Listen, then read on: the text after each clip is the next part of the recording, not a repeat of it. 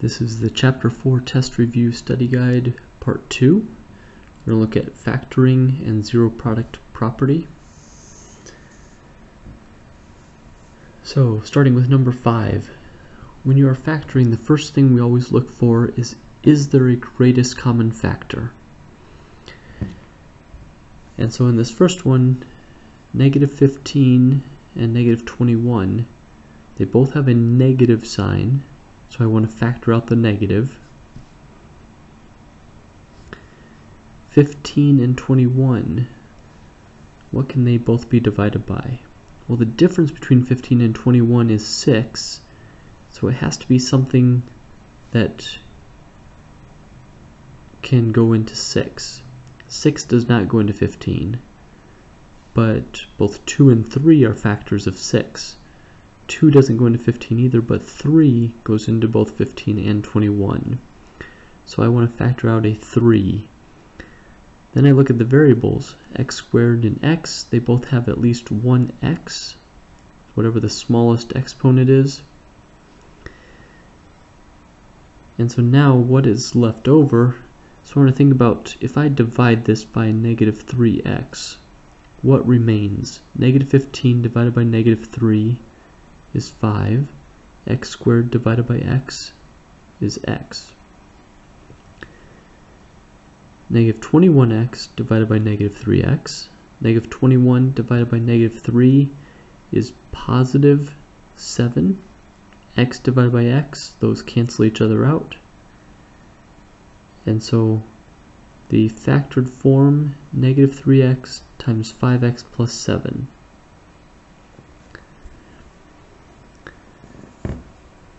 The next type, I look for a greatest common factor first, but 3, 26, and 35, there's nothing that goes into all three of them. 3 does not go into 26. Look at the variables. 35 does not have a variable with it, so there is no greatest common factor. So, because there are 3 terms, this is where we want to use the X box. So, on top of the x, I take the a value times the c value. 3 times 35, which is 105. On the bottom, I take the b value, the middle term, 26. So I'm looking for what two numbers multiply to get 105 that add to get 26. So I don't know right off, so I'm going to take 105 and figure out what multiplies to get 105. 105 divided by 1 is 105. 105 divided by 2 does not go in evenly, there's a decimal. 105 divided by 3, 3 goes into 10 3 times with 1 left over. 3 goes into 15 5 times. Just like our original problem, 3 times 35. 105 divided by 4 does not go in evenly. 105 divided by 5, 5 goes into 10 twice, 5 goes into 5 one time. And there I notice 5 plus 21 is 26. So I don't have to continue looking for different combinations, because 5 times 21 is 105, and 5 plus 21 is 26. So this middle 26x is going to split into 5x and 21x. 5x plus 21x is 26x. And then I bring down the 3x squared, and I bring down the 35. And now I want to factor by grouping. So I group the first two terms together, say what goes into 3 and 5. Well, nothing. X squared and x, they both have an x. So I factor out an x. 3x squared divided by x is 3x. 5x divided by x is 5. Then I look at the second set of terms, 21x plus 35. 21 and 35 can both be divided by 7. So this right in the plus 7. They do not both have variables.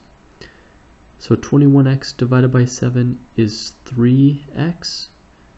35 divided by 7 is 5. So now I notice that 3x plus 5 is found twice. Those terms in parentheses need to be the same thing. And so I'm going to factor out a 3x plus 5. So what's in the parentheses gets written down first. And then what's outside the parentheses, x plus 7, becomes the other parenthesis. So 3x plus 5 times x plus 7 is factored form. Next problem, number 7. I look for greatest common factor. 9 and 16 do not share any factors. 16 does not have any variables, so there's no greatest common factor. Now, when there's two terms and they're subtracted, this fits difference of squares. So this works as what squared minus something else squared. Well, 9 is equal to 3 squared, and x squared is equal to x squared. 16 is equal to 4 squared. So you're basically taking the square root of those numbers. Now, what's inside here is our a and our b value. And so the factors are going to be a, which is 3x, plus b, which is 4. And the second factor is going to be a, 3x, minus b, which is 4. So they look identical except one is addition and one is subtraction. 3x plus 4, 3x minus 4. Number 8. First of all, I look for a greatest common factor. 12 and 21 and 28 and 49. Well, 49's only factor is 7, besides 1 and 49. And 7 does not go into 12, so there's no greatest common factor here. Then I notice that there are 4 terms, which means I need to factor by grouping. So I'm going to group the first 2 terms together and look for what is the common factor between 12 and 21. Well, the difference between 12 and 21 is 9, but 9 does not go into 12. What are the factors of 9? 3. 3 goes into 12. 3 goes into 21. So 3 is a common factor. Look at those variables, p to the third and p squared. They both have p. The smallest exponent is a 2, so I can factor out 3p squared. So what's left? Well, when I divide by 3p squared, 12 divided by 3 is 4. P to the third divided by p squared, there is one more p on top than there is on bottom, so I still have a p. And then the second term, divide by 3p squared. Negative 21 divided by 3 is negative 7. P squared divided by p squared. Both of those p's cancel out, so we're left with 4p minus 7. Then we go to the second set of terms, 28p minus 49. What is the common factor there? Well, as we said earlier, 49 has a factor of 7, and 7 does go into 28. So I'm going to factor out, bring down the plus sign, plus 7. They don't share any variables. So 28p divided by 7. 28 divided by 7 is 4. Keep the p. 49 or minus 49 divided by 7 is minus 7. And fortunately, 4p minus 7 is my term in both sets of parentheses, so that is going to be my first factor, 4p minus 7. The second factor is what's in front of those parentheses, 3p squared and plus 7.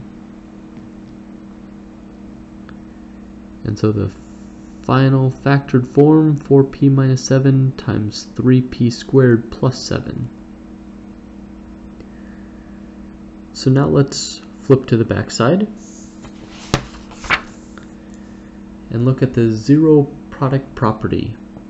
So the zero product property requires that the equation equals 0, and then we have to factor it. So this first example, the equation is already equal to 0 and it is already factored. So the solutions come from the two things that are being multiplied together. If either one of them equals 0, then the equation will be true. So that means that 5x could equal 0, or 2x plus 1 could equal 0. So solving the first one, we have to divide by 5, and 0 divided by 5, x equals 0. If you're not sure, type it in the calculator, and if it tells you 0,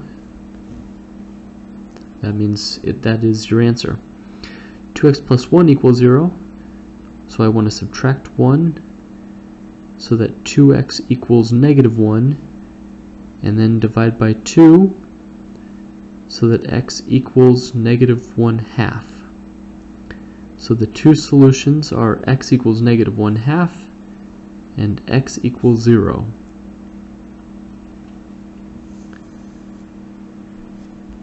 Number 11. First check to make sure the equation equals 0. Since it does, that means I'm ready to factor this equation here. So the x box says 1x squared times negative 12. 1 times negative 12 is negative 12.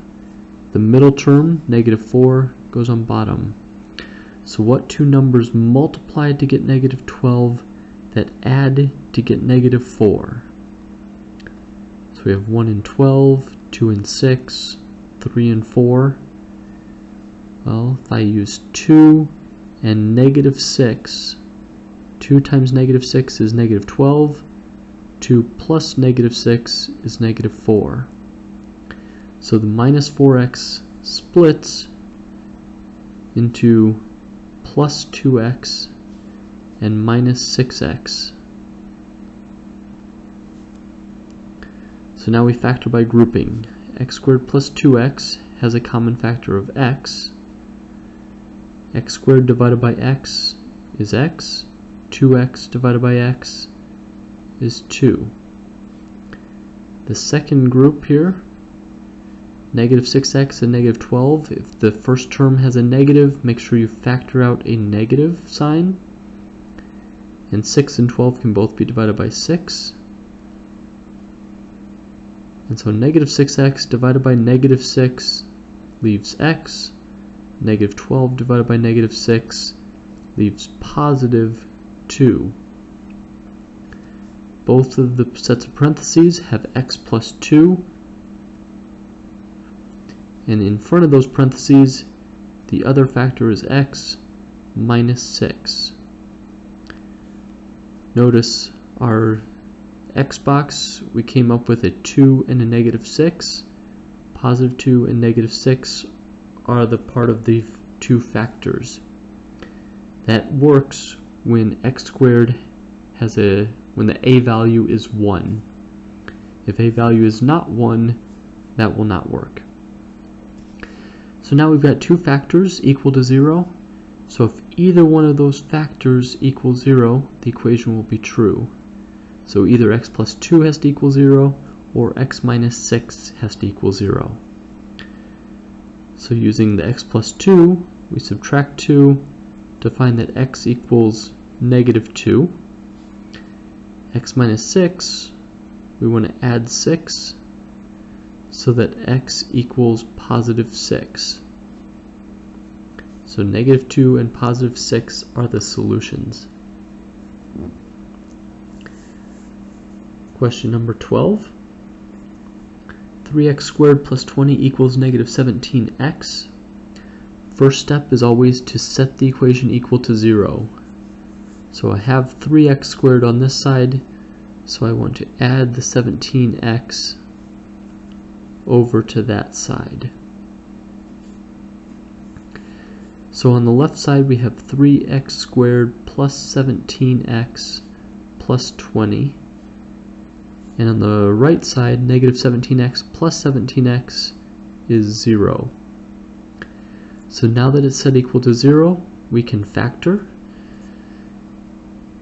So the first step is to do the x box. I'm going to do that above the problem here. 3 times 20 is 60, and the middle term 17 goes on bottom. So what numbers multiply to get 60 that add to get 17? 1 times 60. 60 divided by 2 is 30. 60 divided by 3 is 20. 60 divided by 4 is 15. 4 plus 15 is 19. 60 divided by 5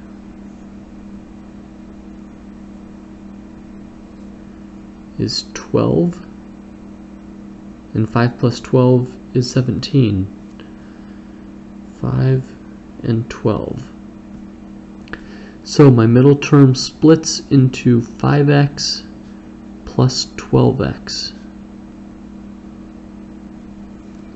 So factoring by grouping, 3x squared plus 5x, they have a common factor of x, leaving 3x plus 5.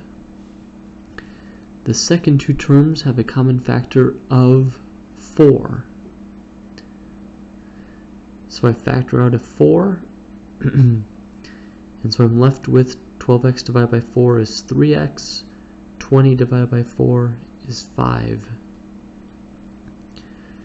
3x plus 5 is the common factor here, found in both parentheses, and what's left in front is x plus 4. So we take each of those factors and set them equal to 0. 3x plus 5 could equal 0, or x plus 4 could equal 0. So solving for x, we subtract 5, 3x equals negative 5, and then divide by 3, and x equals negative 5/3 is one solution. The other one, we subtract 4, and we're left with x equals negative 4. So negative 5/3 and negative 4 are the solutions to this equation. Finally, number 13, x squared equals 9. So first step, we want to make sure this set's equal to 0. So I'm going to subtract 9. So x squared minus 9 equals 0. So this one don't have a common factor, but I see that it is a difference of perfect squares, a difference of squares. So I see the first term is x is being squared, and the second term 3 is being squared. So my factors are x plus 3 and x minus 3. Think of this as a and b. So a plus b and a minus b. And so I want to take each of those factors and set them equal to 0. X plus 3 could equal 0. X minus 3 could equal 0. So in the first one I want to subtract 3 to get x equals negative 3. The second one I want to add 3 to get x equals positive 3. So positive 3 and negative 3 are the two solutions.